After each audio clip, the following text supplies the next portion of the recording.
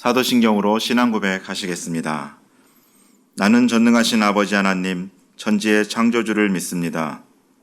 나는 그의 유일하신 아들, 우리 주 예수 그리스도를 믿습니다.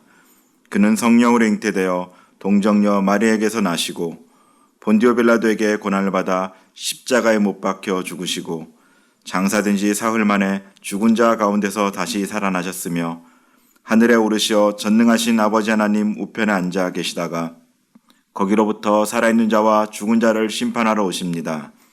나는 성령을 믿으며 거룩한 공교회와 성도의 교제와 죄를 용서받는 것과 몸의 부활과 영생을 믿습니다. 아멘. 200장 함께 찬송하시겠습니다. 200장 함께 찬송하시겠습니다.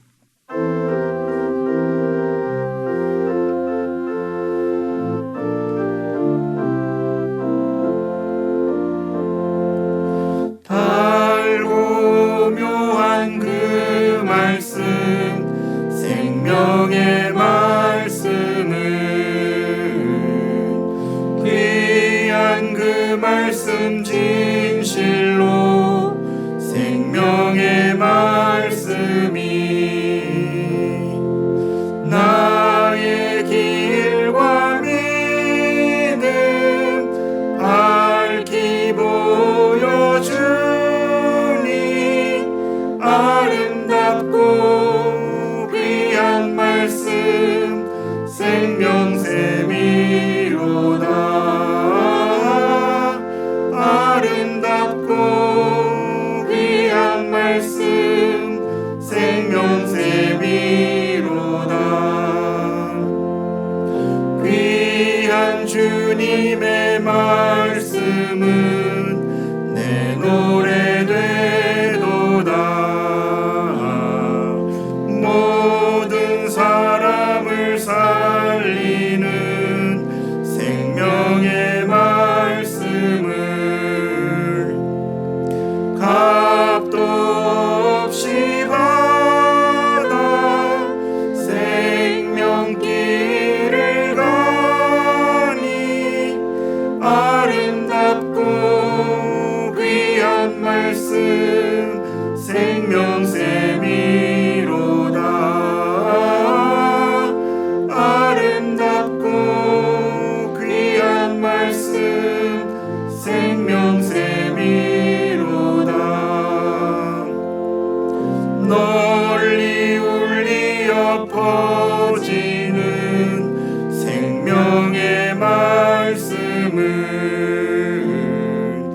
마음의 용서와 평안을 골고루 주나니 다만 예수 말씀 듣고 복을 받네. 아름답고 귀한 말씀 생명샘이로다. 아름답고 귀한 말씀 생명샘이로다.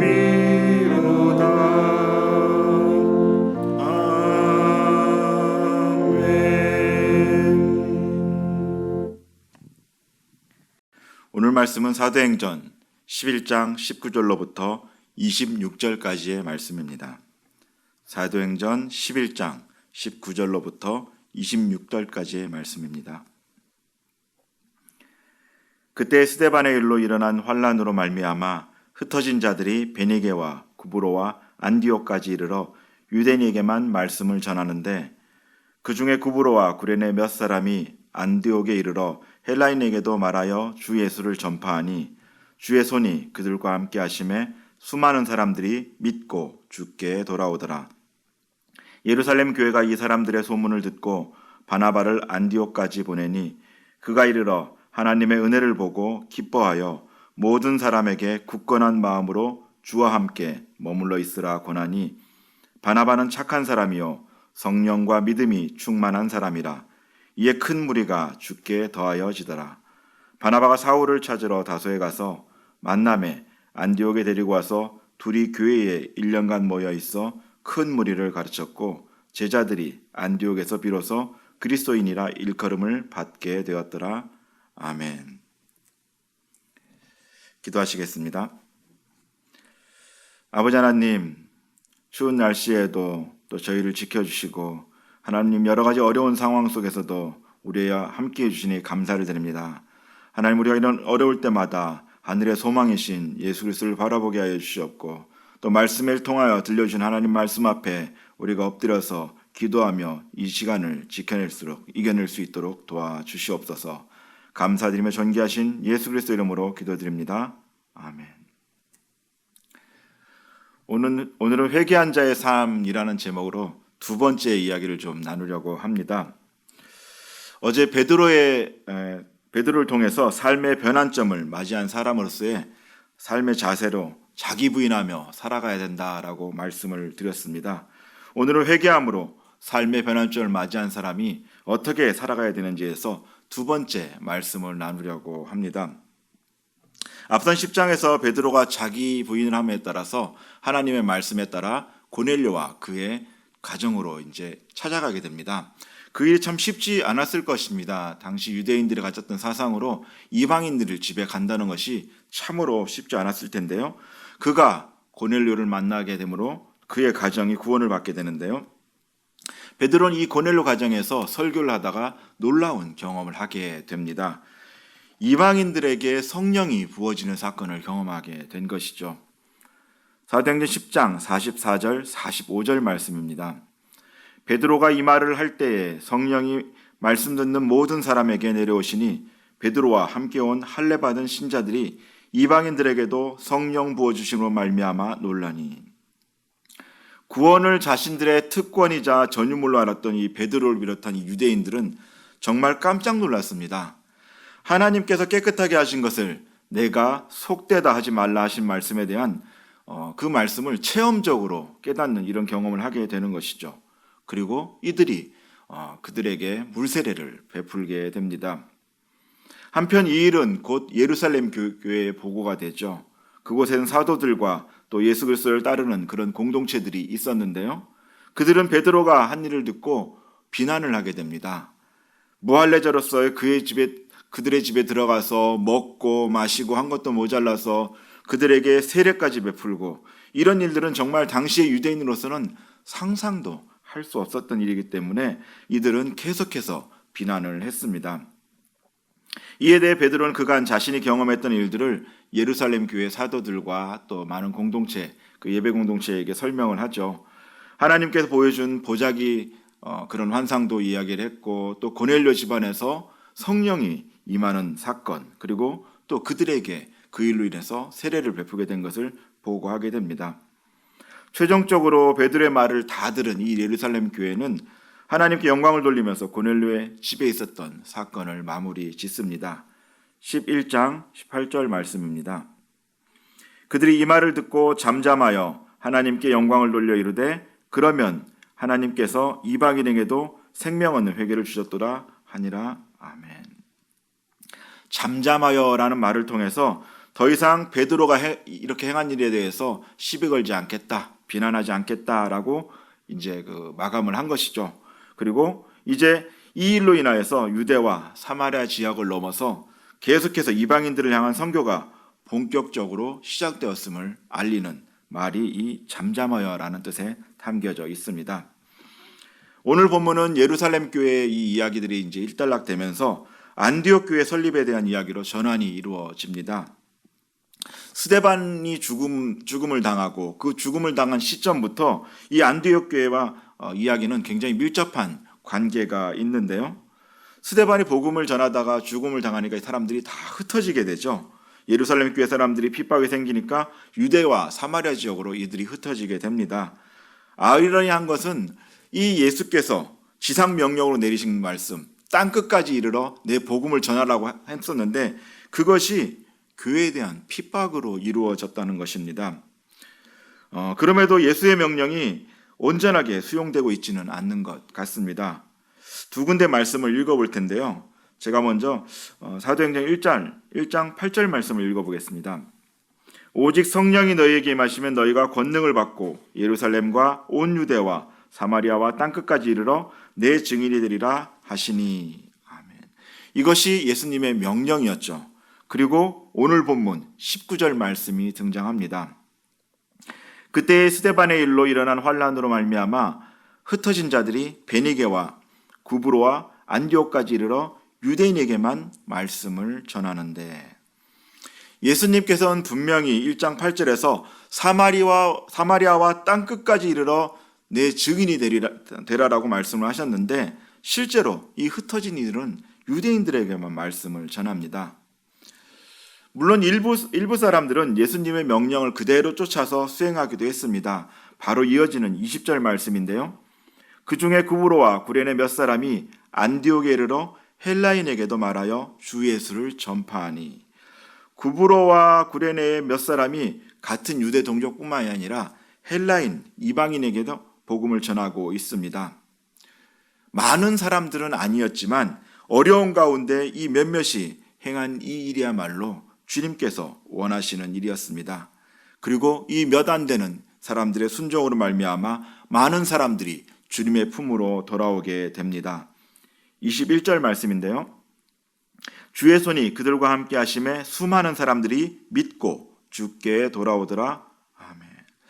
여기서 손이라는 헬라어 케이르는 떠받치다, 보존하다라는 의미를 담고 있습니다.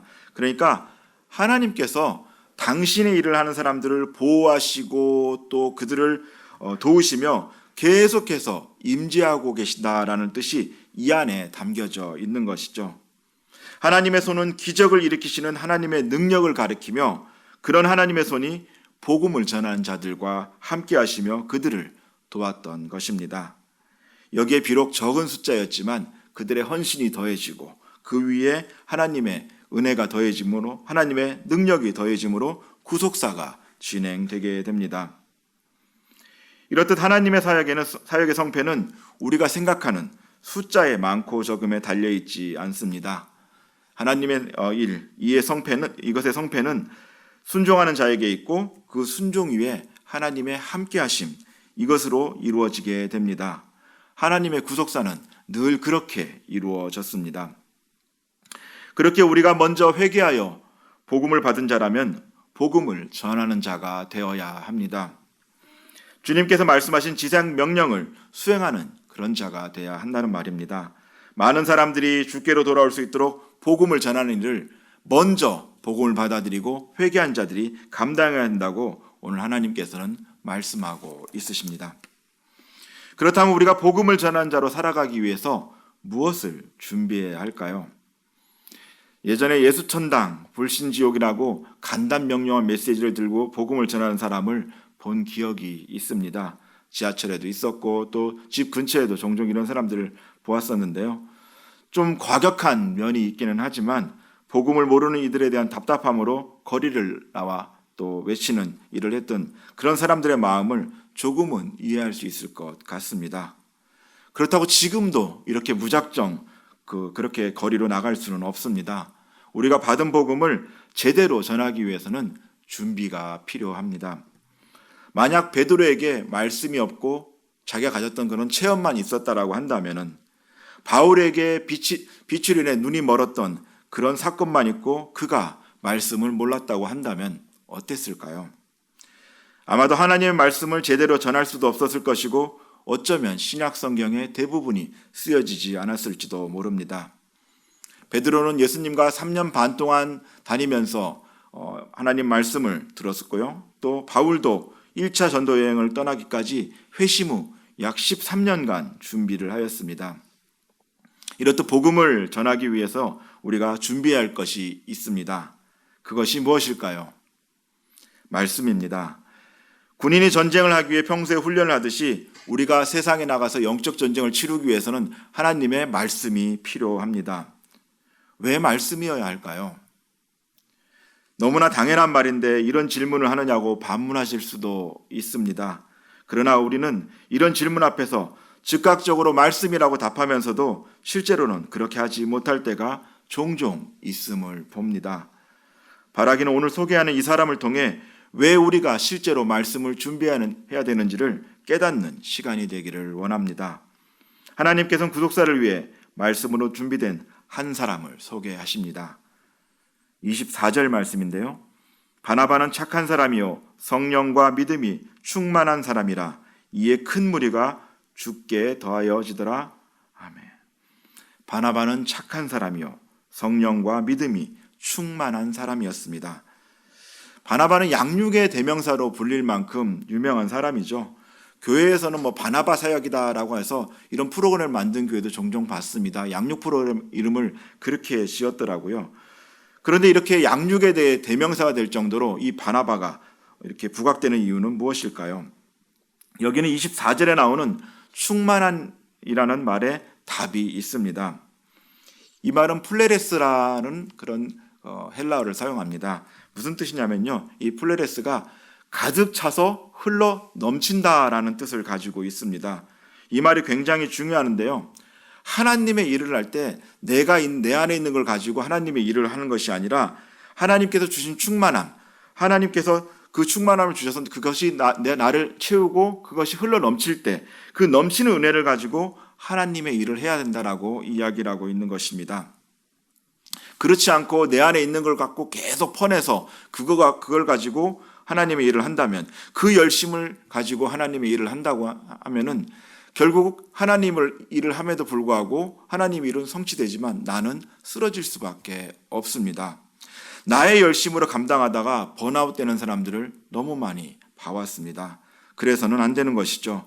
하나님의 일은 내 안에 넘치는 충만함, 이 플레레스로 감당해야 합니다. 바나바에게는 이렇게 흘러넘치는 충만함이 있었습니다. 그렇다면 간단한 일이죠. 우리도 바나바처럼 성령과 믿음이 충만하면 될 텐데요.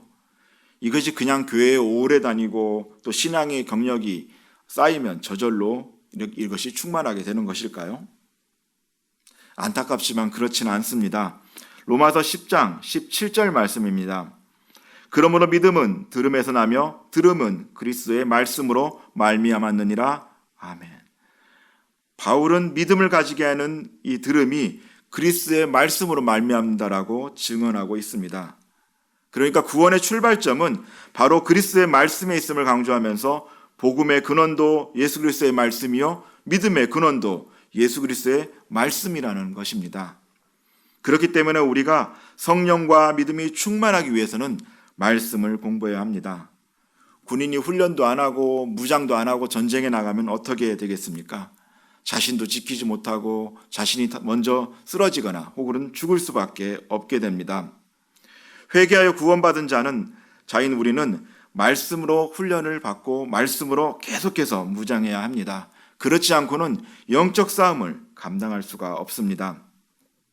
하나님의 전신갑주는 성령의 검, 곧 하나님의 말씀을 가지고 무장되어야 합니다. 에베소서 6장 17절 말씀입니다. 구원의 투구와 성령의 검, 곧 하나님의 말씀을 가지라. 아멘. 말씀이 내 안에 가득 채워져야 성령이 충만해지고 믿음이 충만해집니다. 내 안에 다른 것이 들어있으면 성령과 믿음이 충만해질 수가 없습니다. 그 속에서 선한 것이 나올 수가 없습니다. 내 입을 통해 불평이 넘쳐납니까? 아니면 불만이 가득합니까? 혹은 원망이 쏟아져 나옵니까? 그리스도의 말씀으로 채우길 원합니다. 말씀이 성령 충만하게 하고 믿음 충만하게 합니다. 나를 말씀으로 채워야 하는 이유가 하나 더 있습니다. 말씀은 우리를 성장시킵니다. 24절 하반절 말씀인데요. 이에 큰 무리가 주께 더하여지더라. 아멘. 여기서 더하여지다라는 말은 믿는 자의 숫자가 늘어난다는 것을 표현하면서도 교회가 영적으로 성장했다는 것을 의미하고 있습니다. 말씀으로 무장되어 성령과 믿음이 충만한 바나바로 인해서 예수 그리스도의 공동체는 물론이고 개인까지도 성령 충만하고 그들이 성장했다는 말입니다. 육의 사람도 먹어야 되고 영의 사람도 먹어야 살고 성장할 수가 있습니다. 마태복음 4장 4절 말씀인데요. 예수께서 대답하여 이르시되 기록하였으되 사람이 떡으로만 살 것이 아니요 하나님의 입으로부터 나오는 모든 말씀으로 살 것이라 하였느니라 하시니. 그리고 베드로전서 2장 2절 말씀입니다. 갓난 아기들 같이 순전하고 신령한 젖을 사모하라. 이는 그로 말미암아 너희로 구원에 이르도록 자라게 하려 함이라. 아멘. 말씀을 먹어야 성장하고 성숙해집니다. 먹지 않고는 자랄 수가 없지요. 그렇다면 말씀은 얼마만큼, 언제까지 먹어야 할까요? 계속해서 먹어야 합니다. 우리가 밥을 언제까지 먹어야 하냐고 물어본다면 살아있는 동안 계속해서 먹어야 하죠. 그렇지 않으면 몸에 문제가 생기기도 하고 혹은 결국은 죽을 수도 있습니다. 말씀도 계속해서 먹어야 합니다. 한두 번 아니면 일정 기간 동안 먹어서는 안 되는 것이죠. 우리는 본질상 진노의 자식이기 때문에 계속해서 내 안에 있는 육적인 구조를 바꿔가기 위해서 말씀으로 채워가야 합니다. 예전에 말씀 공부를 조금 했다고 해서 이제 나는 말씀을 졸업했다고 말할 수 있을까요? 아니면 전에 내가 예수 그리스도에 대해서 좀 알았다고 해서 내 안이 예수 그리스도로 온전하게 채워져 있을까요? 그렇지 않습니다. 끊임없이 내 안을 말씀이신 그리스도로 채워가야 합니다. 마치 우리의 신앙은 노를 저어서 강을 거꾸로 거슬러 올라가는 것과 같습니다. 그래서 계속해서 이 노를 젓지 않으면은 결국은 강물의 흐름 따라서 그 밑으로 떠내려갈 수밖에 없습니다. 내 안에 옛자가 있기 때문에 내 안을 계속해서 그리스도로 채워가지 않는다라고 한다면은 공급이 끊어지게 되고 결국은 그걸로 인해서 나는 옛자로 다시 돌아갈 수밖에 없습니다. 회개하고 주님께로 돌이킨 자는 말씀을 통해 성장하기 때문에 말씀 먹는 것을 멈추지 않아야 합니다. 그렇게 채워갔을 때 하나님께서 바나바를 사용했듯이 우리를 사용하시고 우리를 통해 그리스도의 충만함이 흘러나가게 하십니다. 남편에게도 흘러가고 또 아내에게도 흘러가고 자녀에게도 흘러가고 부모에게도 흘러가고 믿지 않는 이웃에게도 흘러가게 됩니다. 내 안이 그리스도로 충만하게 채워졌으니 그것이 흘러가는 것은 너무나도 당연한 일입니다. 또 더하여지더라 이 말은 수동태로 쓰여졌습니다. 이것은 성령과 믿음이 충만한 사람 바나바를 사용하여서 하나님께서 공동체를 성장시키셨다는 이야기입니다. 우리는 우리가 해야 할 일을 하고 그러면 하나님께서 하나님의 일을 하신다는 뜻입니다. 조급해하지도 않아야 되고 멈추지도 않아야 합니다. 끊임없이 내 안에 말씀이신 예수 그리스도로 채워가면은 그 충만함이 흘러가게 되고 결국은 하나님께서 일하심으로 하나님의 구속사가 이루어져 간다고 말씀하십니다. 말씀을 정리하려고 합니다.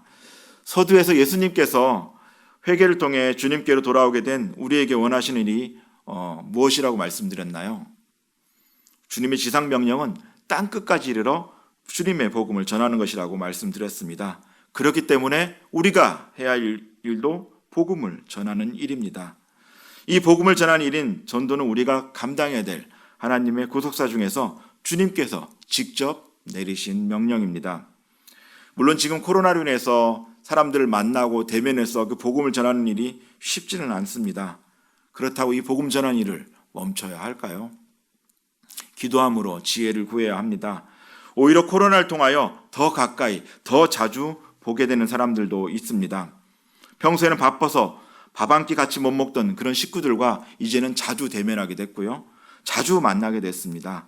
그들에게 복음을 전하기를 원합니다. 나를 통해서 말씀이 흘러들어가고 내 안에 있는 충만함이 계속해서 그들에게 흘러가야 합니다. 지금이 오히려 기회입니다. 나중에 코로나가 종식되고 이것이 다 낫게 돼서 다시 바빠진다면은 그들을 만나는 것도 쉽지 않은 일이 되어버립니다. 그렇다면 충만한 복음이 흘러가게 하기 위해서 어떻게 해야 할까요? 말씀이신 그리스도를 내 안에 채워가야 합니다. 언제까지 채워야 될까요? 주님이 오실 때까지, 또 나의 사명이 끝날 때까지 채워야 합니다. 내 안에 그리스도가 날마다 충만할 수 있도록 해야 되는 것이죠. 주님께서 너희에게 먹을 것을 주라라고 말씀하셨는데 내가 가진 것이 없으면 줄 수도 없고 나눠줄 것도 없습니다. 내가 영적으로 빈곤하면 가르치기도 전하기도 어렵습니다. 그렇게 내가 충만할 수 있도록 날마다 말씀으로 나를 채워가야 합니다. 하나님께서는 그렇게 준비된 자를 하나님 일에 사용하십니다. 25절, 26절 말씀입니다. 바나바가 사울을 찾으러 다소에 가서 만남에 안디옥에 데리고 와서 둘이 교회에 1년간 모여 있어 큰 무리를 가르쳤고 제자들이 안디옥에서 비로소 그리스도인이라 일컬음을 받게 되었더라. 아멘. 이제 바나바는 바울을 데리고 와서 함께 무리들을 가르치며 전도합니다. 이 안디옥 교회가 나중에 이 바울의 사역에 있어서 큰 역할을 하는 공동체로 성장을 하게 되죠. 우리가 주님을 만나 변환점을 경험하였다면 말씀을 가르치고 전하는 삶을 살아야 합니다. 이러한 사람이 회개한 자의 삶의 모습이고 비로소 그들을 그리스도인이라 부를 수 있습니다. 사랑하는 성도 여러분, 여러분은 회개한 자로서 복음을 전하는 그리스도인으로 살고 계십니까? 바라기는 오늘도 그리스도의 말씀으로 날마다 나를 충만하게 채우며 복음을 전하는 사명을 감당하시길 주님의 이름으로 부탁을 드립니다. 기도하겠습니다. 하나님 아버지, 감사를 드립니다. 우리에게 구원의 은혜를 허락하여 주시옵고 우리를 날마다 연단시키시고 훈련시키심에 감사를 드립니다. 하나님, 우리를 찾아와 주신 것도 너무나 감사한데 이제 우리에게 말씀을 전하고 복음을 전하라는 구속 사명을 감당하라고 명령하셨습니다. 하나님, 우리가 이 일들을 온전히 감당할 수 있도록 날마다 그리스도의 말씀으로 채워가게 도와주시옵소서. 비록 아버지 하나님 대면하여 만나기 힘든 상황들이 있지만 하나님 지혜를 구함으로 또 기도함으로 이 일들을 감당하게 하시고 그 영혼들에게 말씀을 전할 준비를 하게 하셔서 하나님, 우리가 만나는 자들에게 때를 얻든지 못 얻든지 복음을 전하는 그런 자로 저희를 세워 주시옵소서. 감사드리며 존귀하신 예수 그리스도 이름으로 기도드립니다.